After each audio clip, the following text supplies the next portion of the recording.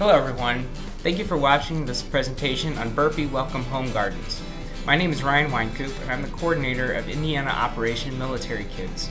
Today we have a couple specialists from the Purdue University Cooperative Extension Service who are going to give you a little more information about growing your garden and how you can use those vegetables after you've grown them. The goals of this presentation are to 1. Learn about the Burpee Welcome Home Garden project, 2. Gain knowledge about growing those seeds provided in your Welcome Home Garden, explore some healthy recipes that use produce from your garden, and also learn about the Purdue Master Gardener Program and Operation Military Kids.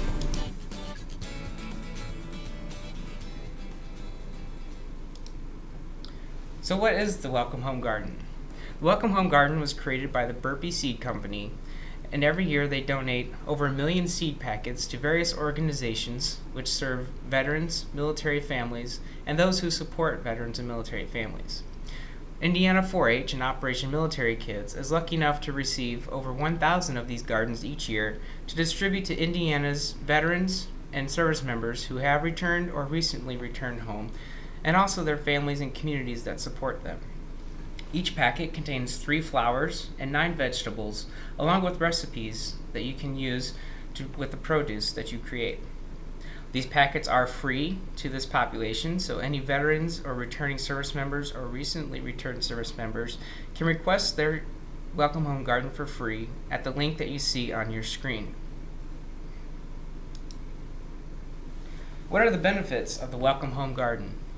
The Welcome Home Garden provides an opportunity for a family to garden together. It creates a common goals and experiences to share.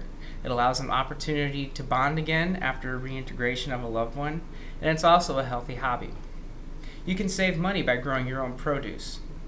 You can learn a new healthy hobby, and you can also learn about new resources in your community, such as Purdue Extension, that you might not have known about before.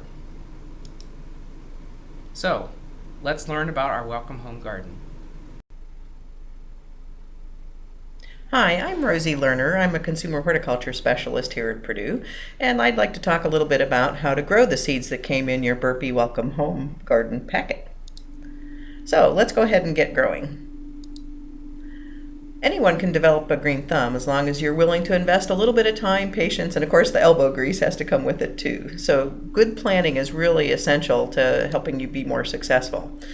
If you don't already have a garden and you're thinking about, well, where am I going to put this garden? Here are some of the factors that you want to think about. You're going to need full sun as much as possible. The more the better.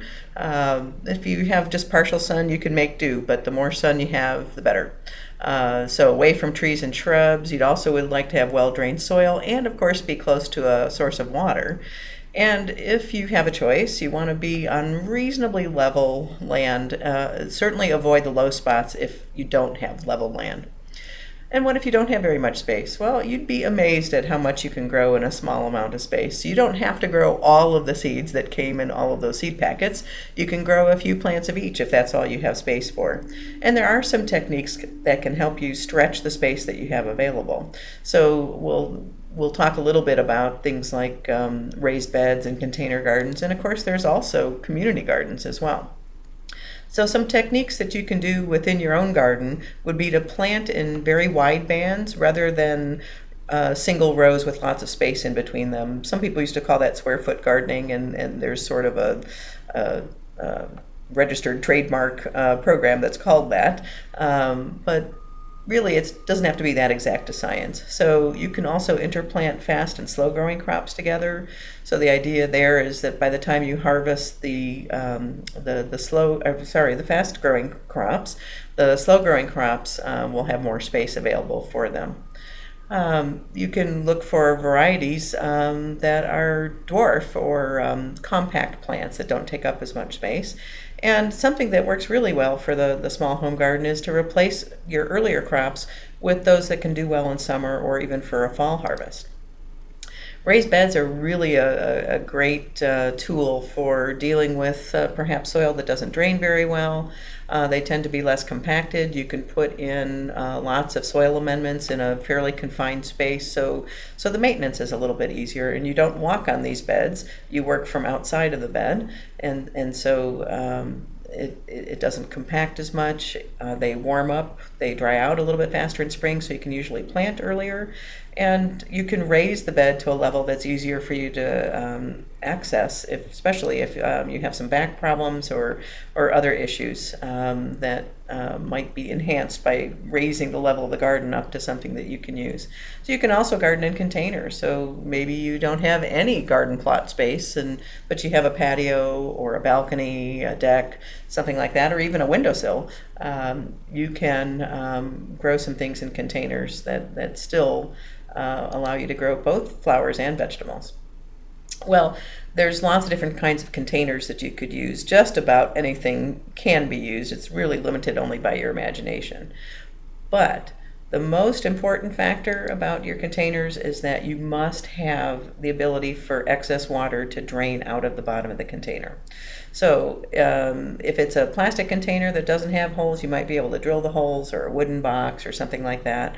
Obviously, if it's a fancy ceramic container, you're not going to be able to drill through that, but you can use a double pot method. So your decorative container would be on the outside, and a less decorative container, like a plastic pot with drainage holes, would be on the inside, so that the excess water can drain through.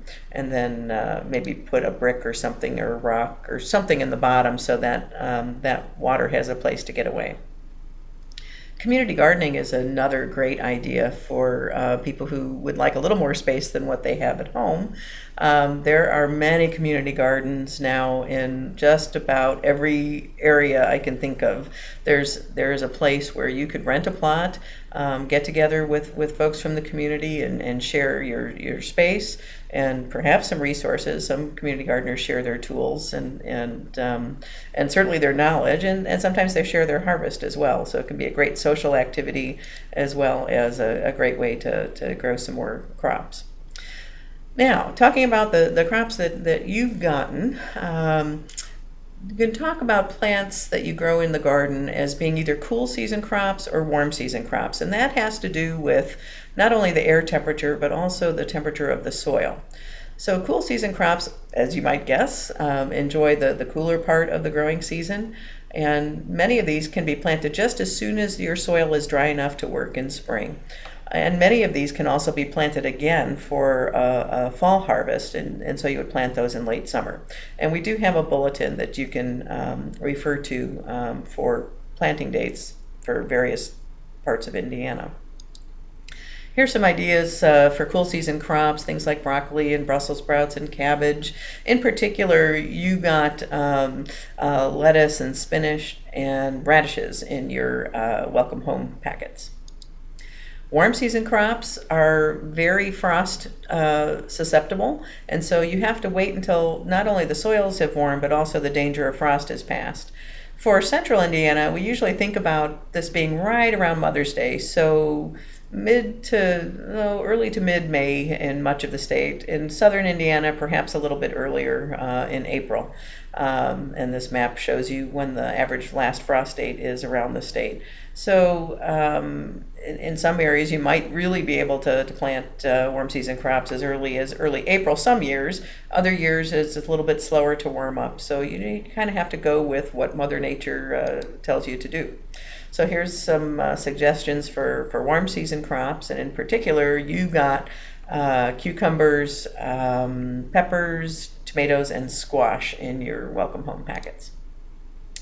Now, there are some crops that tolerate both cool and warm weather, things like beets and carrots and onions. You got carrots and onions in your packet, and so we're going to talk a little bit more about these. So here's the seeds that you got in your Burpee Welcome Home packet. You have lettuce, spinach, radish, onion, carrot, tomato, bell peppers, cucumbers, and summer squash, as well as on the flower side, you have marigold, cosmos, and zinnia.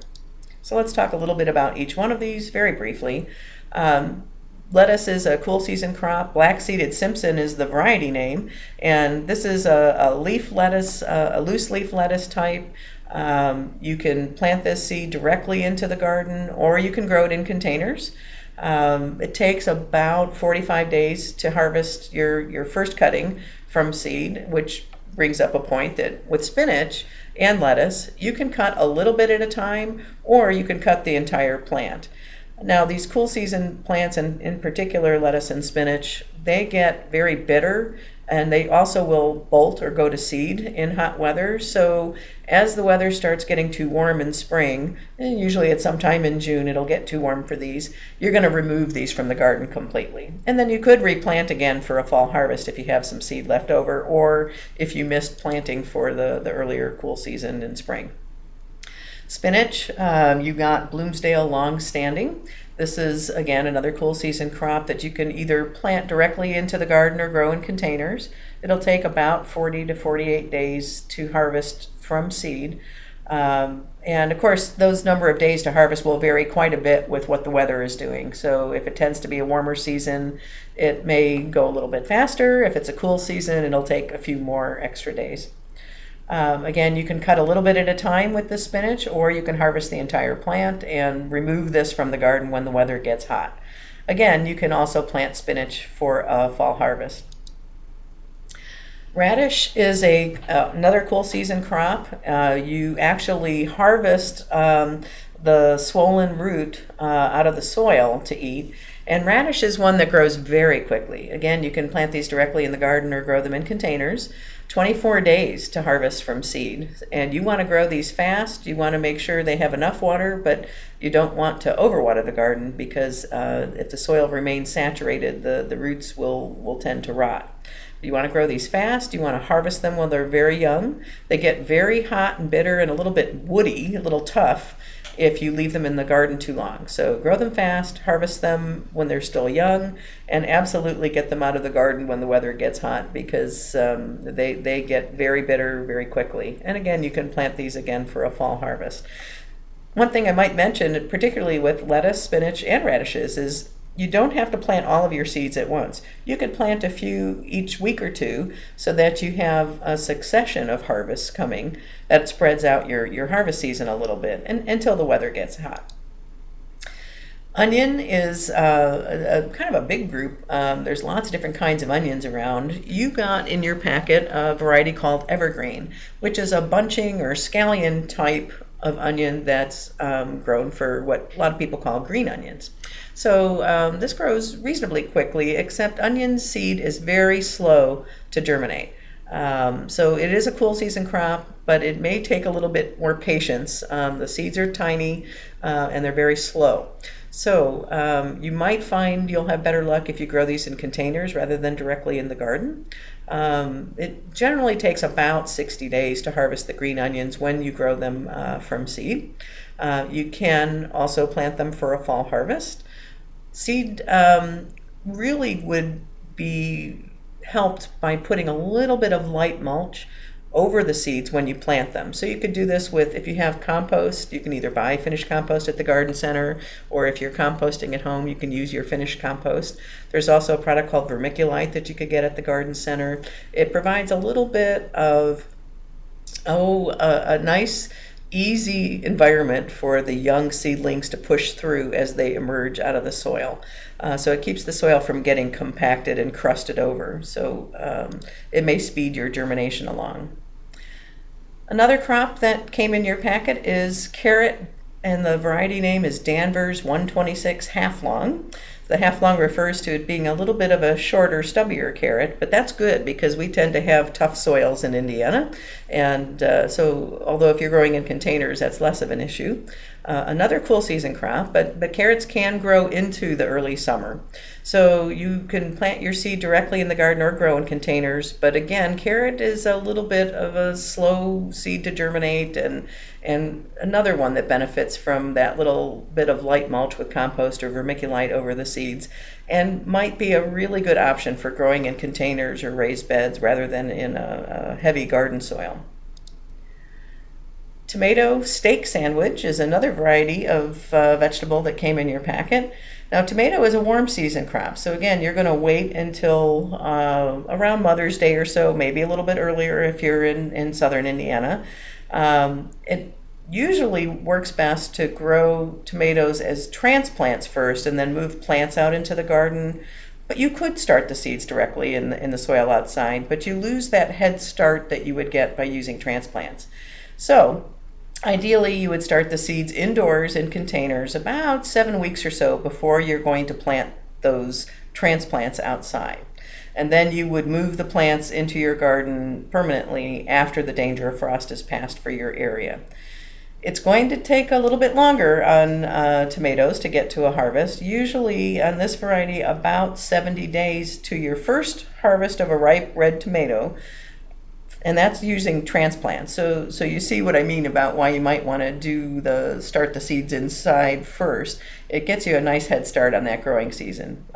If you start the seeds directly in the garden after your frost date, it will take that much longer. So add about 7 more weeks to, maybe not 7 whole weeks, but add several weeks to that 70 days to your first harvest. So definitely an advantage to starting them indoors. Same thing with peppers. The bell peppers should be started as transplants first to get that head start into the garden. It's a warm season crop. You have to wait until frost is passed to plant these out. So transplants work really well. California Wonder is ready in about 75 days to harvest as a green pepper. Most bell peppers will start out green, and then they ripen to a particular color depending on what variety they are, if you leave them in the garden long enough. California Wonder will ripen to a very beautiful red color, but it takes quite a bit longer to get to that ripe red from the green stage. If you pick the green peppers, that will encourage the plant to keep on producing, and so you might get a larger yield overall if you harvest for green peppers.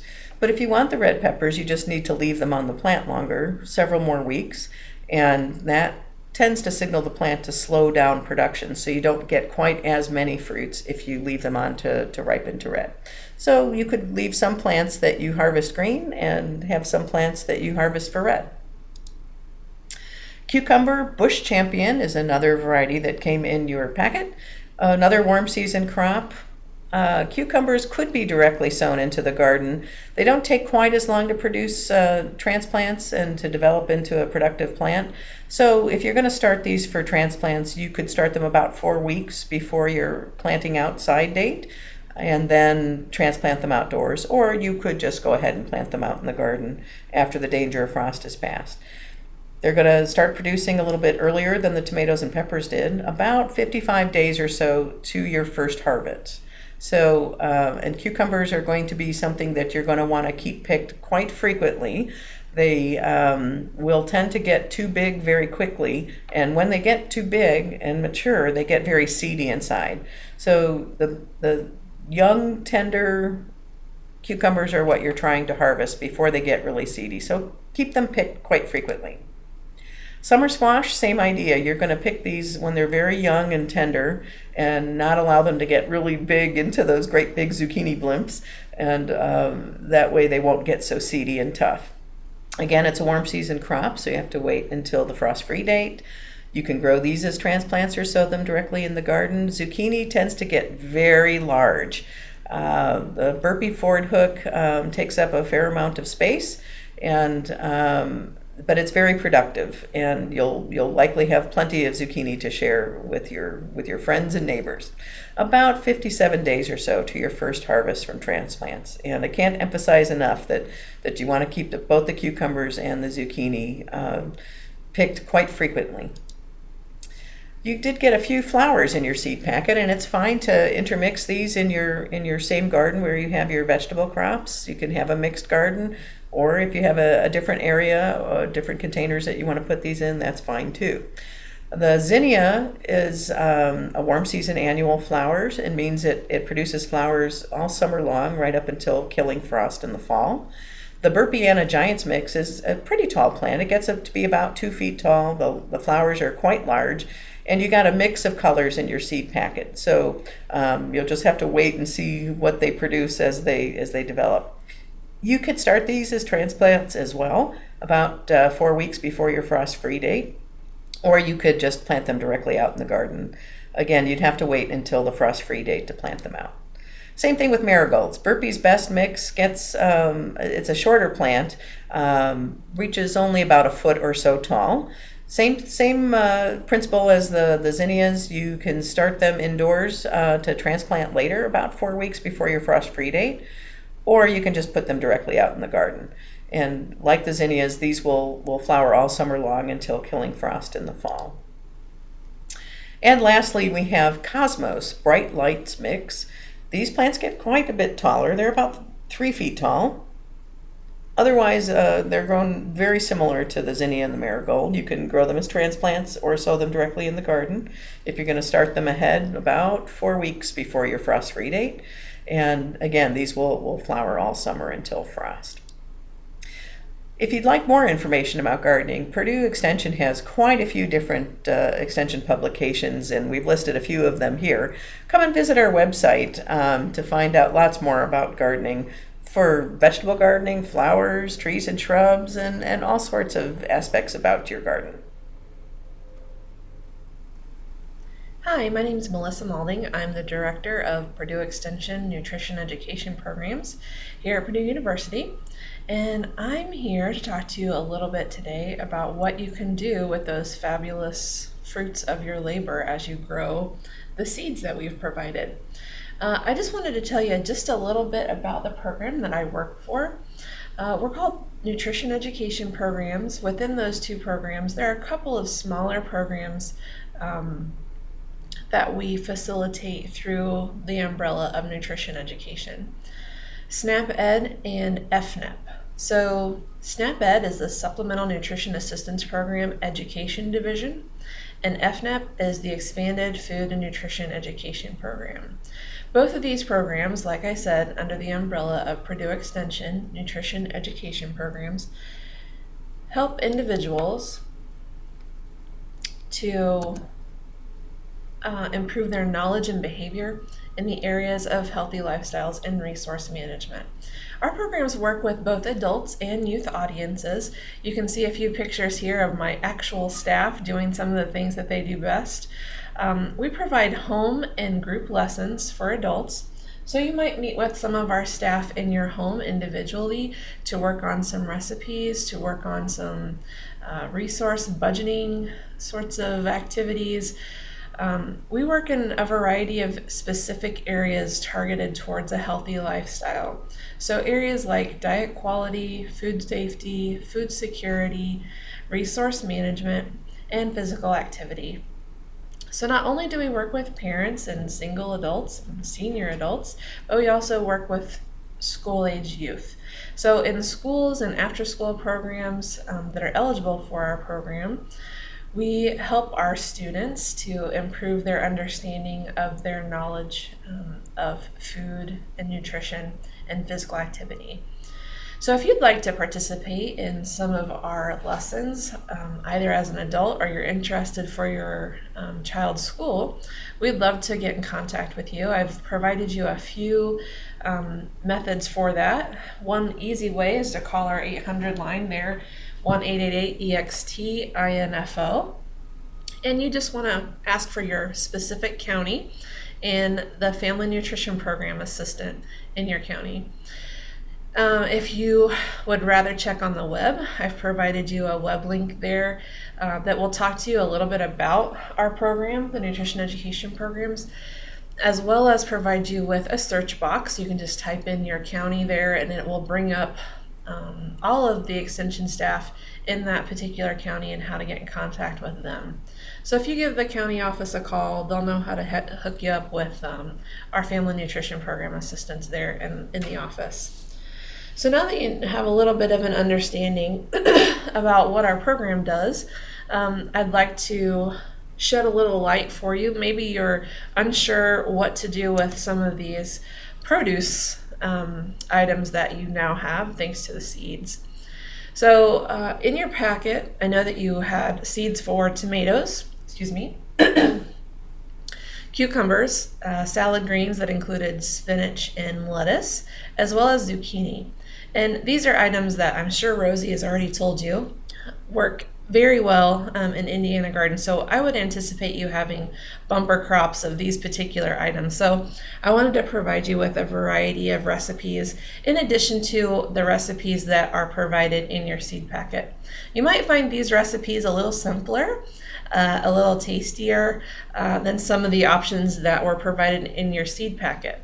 So if you'll notice, all the web addresses here that I provided you link you back to a specific USDA website, which is called SnapEd Recipe Finder. So you've got the links here to each of these, but I just wanted to give you a few tips as you think about preparing some of these recipes. So tomatoes specifically, depending upon what sort of recipe you're going to do with them, they tend to be pretty juicy. So for a fresh salsa, that's not really a problem. You want that juice in your salsa. But for the tomato basil bruschetta, for example, you might want to do something that we call seeding and juicing the tomatoes. It's not complicated at all. You're just going to cut quarters of the tomato and then take just a regular tablespoon and kind of scoop out that pulpy, seedy, juicy part that will leave just the meaty part of your tomato, and then you're going to dice that and use that for your recipe. That'll help your end product to be less watery and more tasty. So that's just a little tip for the tomato basil bruschetta. I hope that you enjoy both of those recipes. I've actually tried the fresh salsa myself and it's excellent, and I've tried different recipes for the bruschetta. This one was very simple, so I hope that you enjoy it. The cucumber salad, the same thing with the tomatoes applies here. So if you want to have a less juicy salad, you might want to scoop that pulpy, juicy, seedy part out and just use the meat part of the tomato. And the same can go for the cucumber. If you slice the cucumber in quarters, you're going to half it and then take each half and half it again. You can take a small tablespoon and just kind of scrape out the seeds of the cucumber if you'd like. The seeds tend to be a little bitter depending upon the variety, as well as the peel of the cucumber.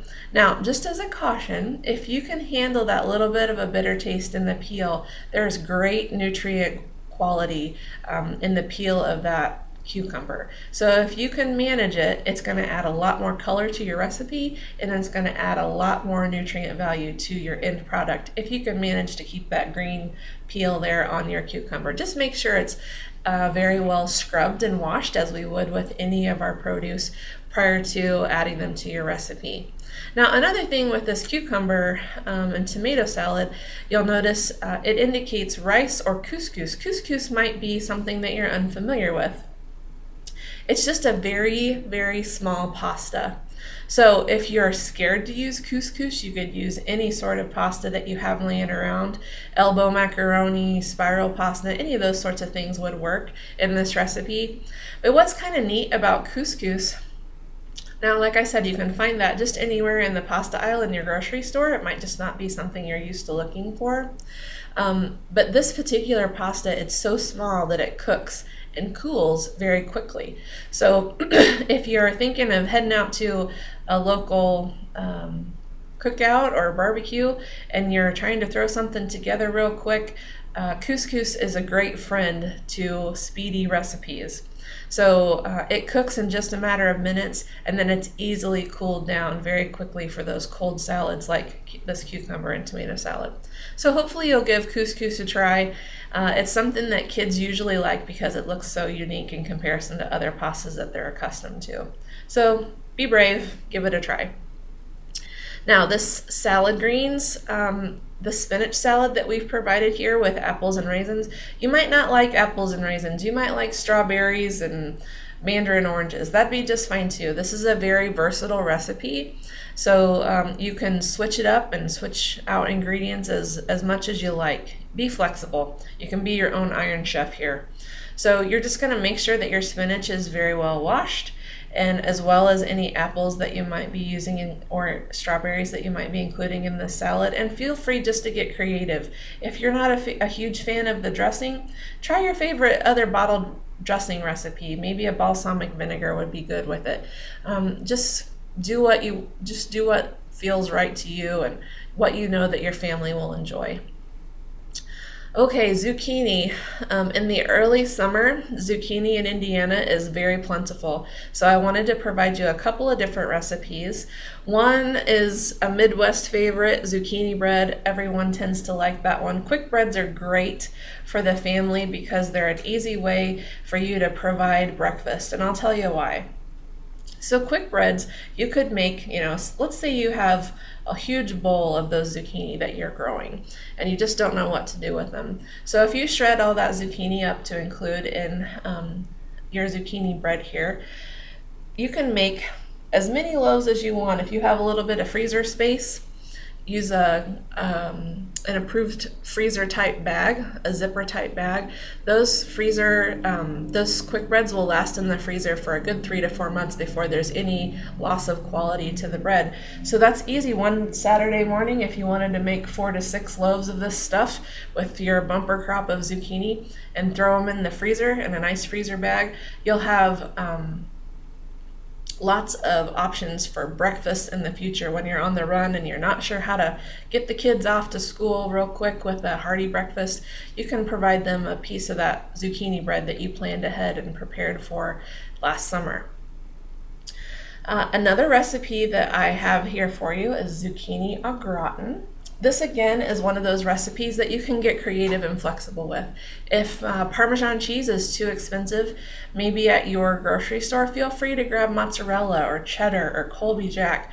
Any of those cheeses that your family enjoys will work in this recipe. It's really simple. You're just going to slice up those zucchini, add the spices, and toss the cheese in, and it's good to go.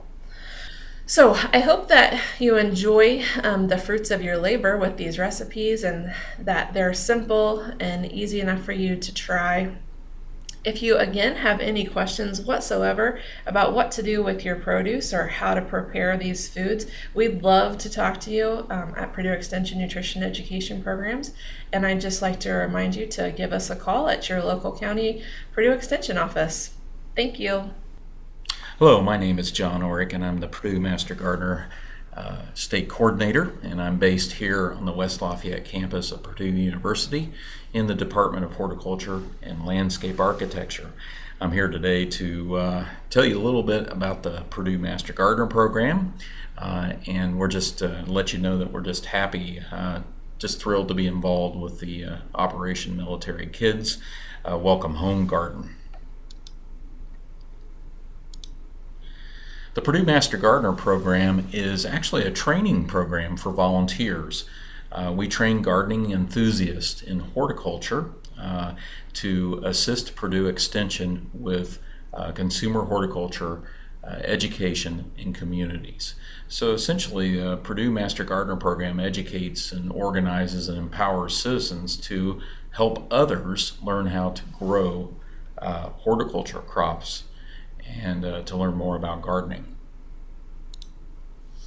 Purdue Master Gardener program is really all about helping others grow. That's our motto. We have just over 3,000 Purdue Master Gardener volunteers across the state of Indiana. We have about 85 counties who have Purdue Master Gardener programs in their county. The county Master Gardener programs are all coordinated by local coordinators who also serve as Purdue Extension educators for Purdue Extension. The Purdue Master Gardener program requires that volunteers be trained in horticulture. So we have volunteers, people come to us in this program to participate in the Purdue Master Gardener basic training at all levels of horticulture knowledge. Some have gardened all their lives but have never had any formal training. Others are just beginning gardeners and want to learn how to grow their own food or landscape their yard or learn how to take care of their lawn, and then have an interest in teaching others about consumer horticulture. So we have several required topics, as you can see on this slide, and there are other potential topics that could be included in this 13 to 18 week training, depending on which county you participate in.